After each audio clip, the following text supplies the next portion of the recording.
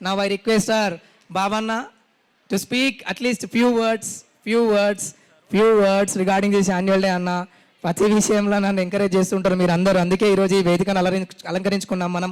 దయచేసి మా కోసం అండ్ పిల్లలకి ఎంకరేజ్మెంట్ కోసం కొంచెం ఏదో మాట్లాడాలన్న స్ఫూర్తి కోసం. అందరికీ నమస్కారం.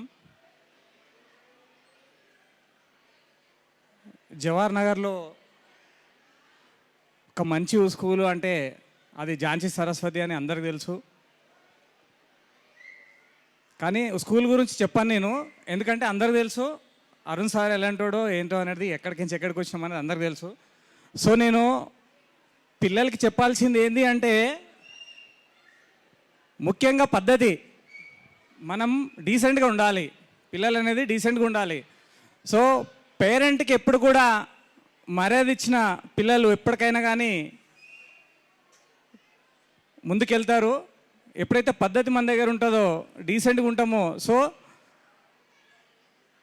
చక్కగా చదువుకోగలుగుతాం. పద్ధతే ముఖ్యం, ఫస్ట్ డీసెంట్నెస్సే ముఖ్యము. సో అది ఉంటేనే మనము చదువుకోగలుగుతాం.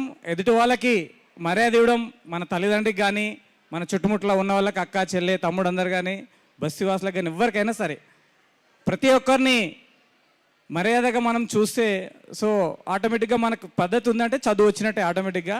అదేవిధంగా మన తోటి విద్యార్థులు ఉంటారు ఎంతోమంది. సో ఆ తోటి విద్యార్థులతో కూడా మనము రారా పోరా అనకుండా సో చక్కగా వారికి ఒక పేరు ఉంటుంది. సో ఆ పేరు పెట్టి పిలవడము, 2 చేతులు ఎత్తి నమస్కరించాలి. పేరెంట్ ఉండని ఎవ్వరని ఉండని 2 చేతులు ఎత్తి నమస్కరించాలి వాళ్ళని. సో అట్లా మన తోటి విద్యార్థులు కానీ ఎవరైనా కానీ సో డీసెంట్గా మర్యాదగా ఉండడం చాలా మంచిది. సో ఆ మర్యాద మనం నేర్చుకున్నాము అంటే ఆటోమేటిక్ చదువు నేర్చుకున్నట్టే. ఈ అవకాశం ఇచ్చిన పెద్దలందరికీ ధన్యవాదాలు.